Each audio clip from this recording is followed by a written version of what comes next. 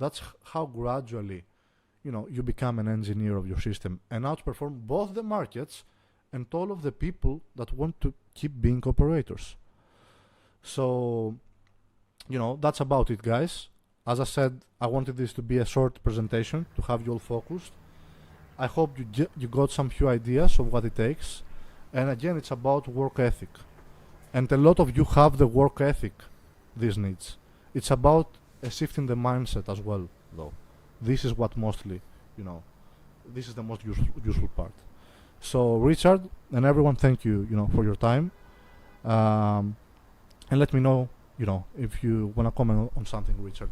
Yeah, excellent. I definitely have a few questions here. Marius, I think this builds off nicely from your presentation from last year. The first question I have is, do you have any recommendations or questions that people can use to help find, if they're still building their engine in the first place, what are the missing components or the biggest areas of weakness that they should focus on? Is it just through a lot of post-analysis, looking at your trades, seeing the mistakes you're making over and over again, or are there other ways that you can help identify what you need to work on? Perfect. First of all, filling in the gaps is the easier part, okay? Because you know what you need to put in place. You need some setups, and you need a risk management tactic and some structural understanding.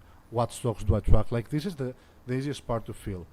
As I said, the hardest part is later on to start making this alignment.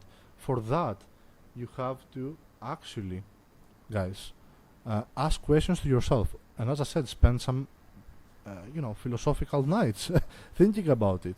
What I am, what's my time, that I have available in the markets. What's your goals? Yeah. What are my goals? What style does correlate most? What people do admire most, right?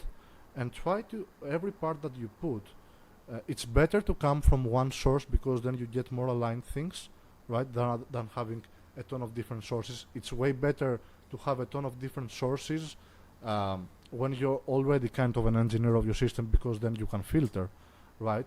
But at the end of the day, you have to ask yourself these questions. And as I said, for everything, why I do momentum, why do I sell, at this specific place?